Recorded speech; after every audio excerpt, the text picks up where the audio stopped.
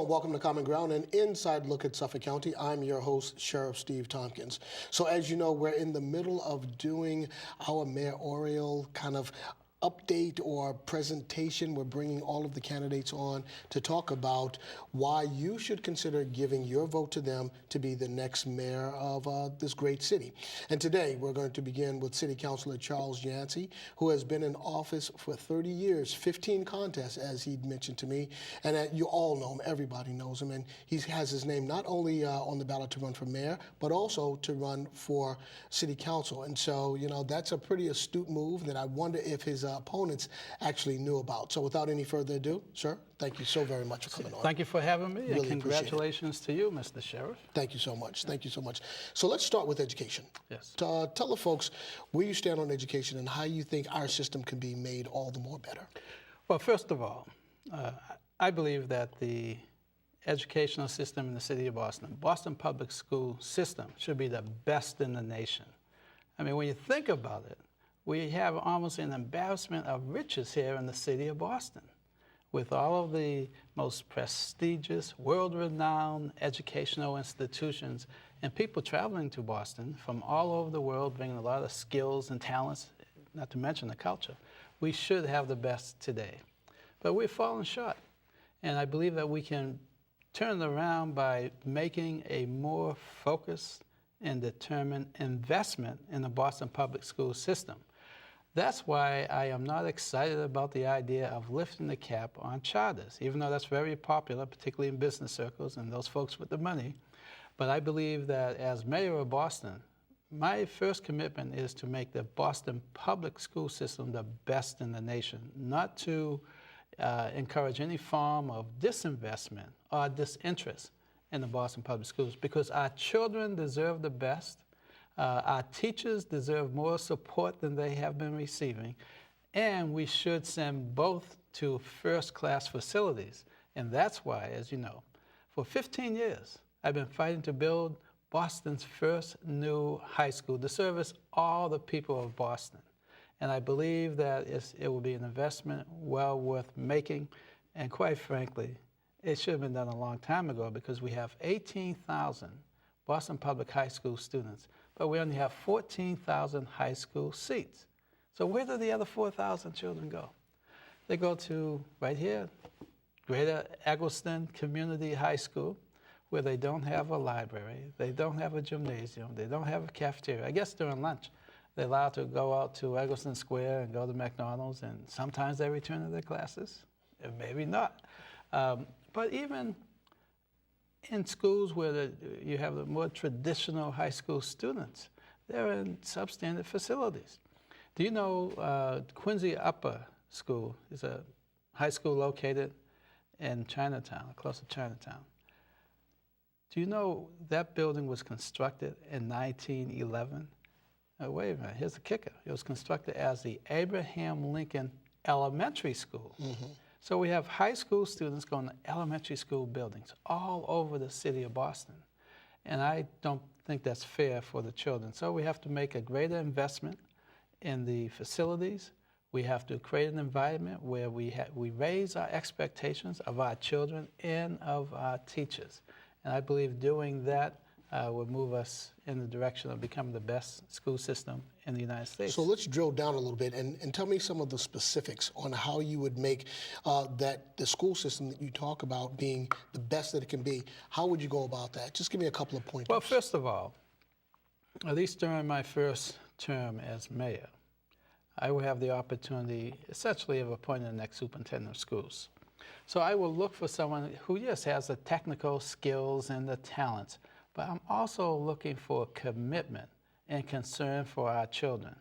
As a matter of fact, I thought Dr. Lois Harrison Jones fit that bill. As you know, she was brought on board by the last elected school committee. Mm-hmm. And as soon as Mayor Menino came in, he wanted his own person, so she was essentially out. But it's important that we have people in the highest level of government, and particularly in the school department, that show compassion and love for our children. In addition, of course, to the technical skills and leadership skills necessary.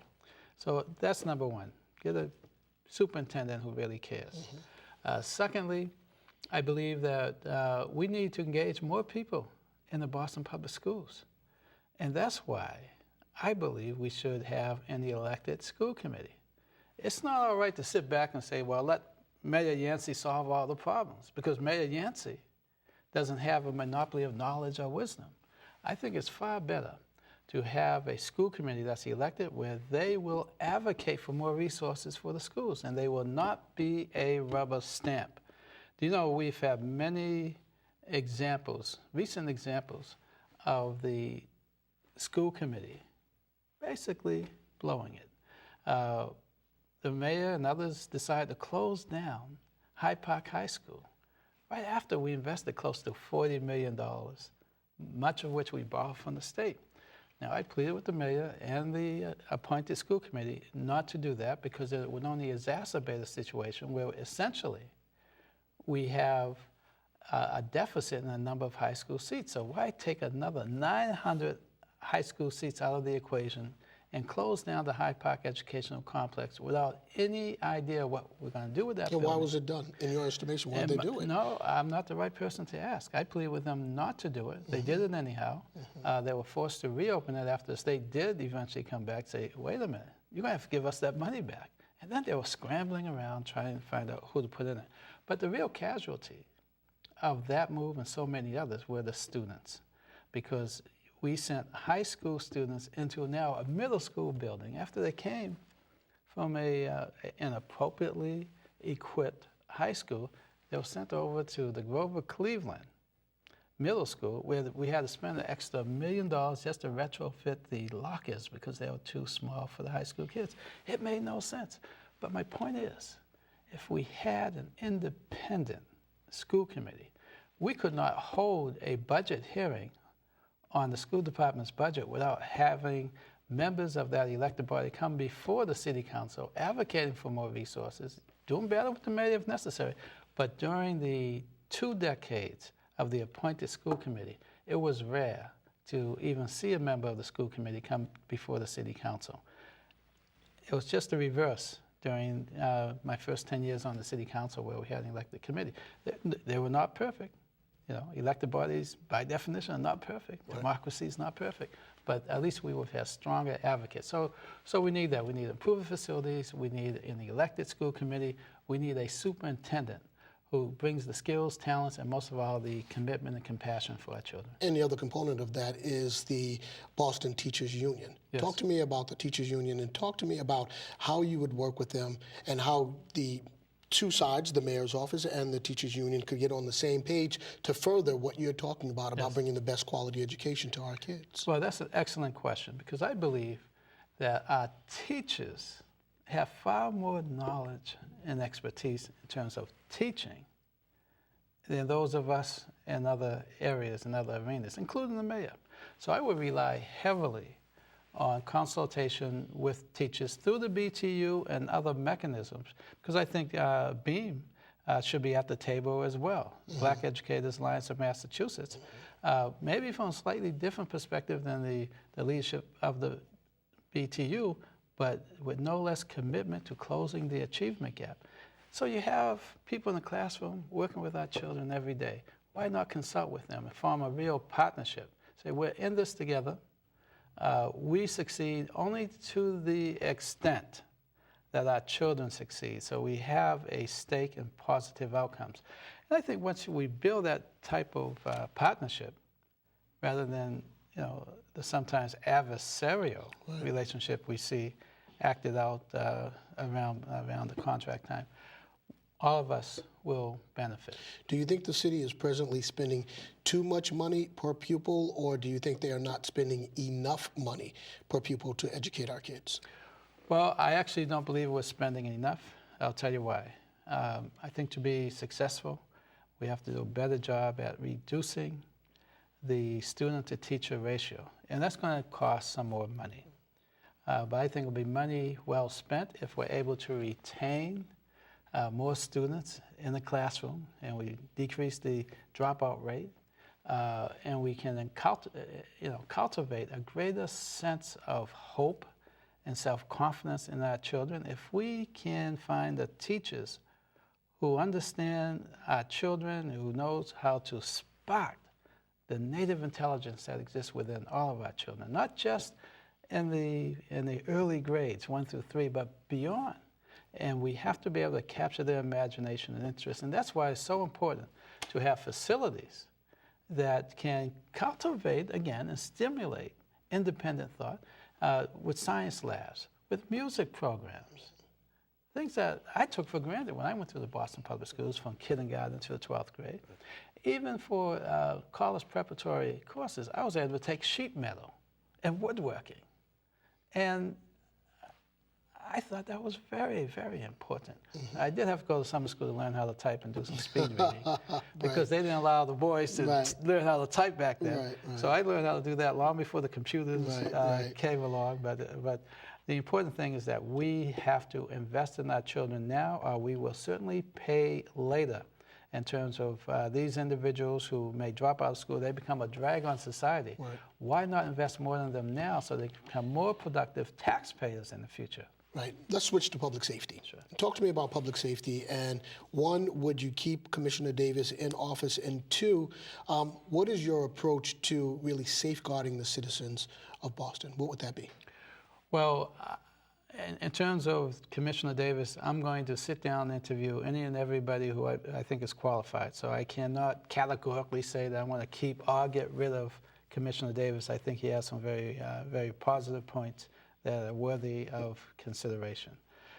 Secondly, I think the public deserves to know why we have so many unsolved homicides. It's embarrassing. Most homicides in the city of Boston are not solved. That's unacceptable, and I'm actually angry about that. And we saw recently with the brutal killing of Amy Lord and so many others, particularly in the communities of color, how a misstep can lead to a disaster. There's no reason why that individual who's been accused in this case should have been on the streets, because he was found red-handed committing other crimes. So as mayor, how would you change that dynamic? Well, a couple of things. First of all, we have to reinvigorate the cold case squad. I want to bring people to justice who committed these horrendous crimes.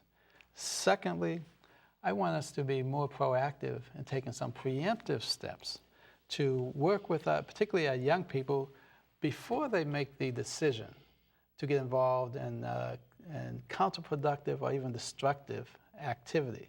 And the way I would do that is to change the whole paradigm. I do not, even though I want to bring people to justice if they commit crime, I don't believe in the lock them up and throw away the key mentality. I know you have to deal with quite a few inmates on a daily basis. I don't want to increase your population over there if I can avoid it. So what I want to do is invest in some youth workers and street workers who will serve as mentors to these young people who may be considering dropping out of school or considering experimenting in drugs or other risky behavior. Keep them focused.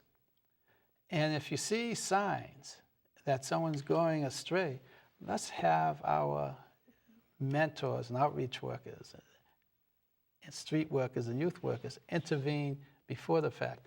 Do you know, I had a wonderful experience a couple of days ago.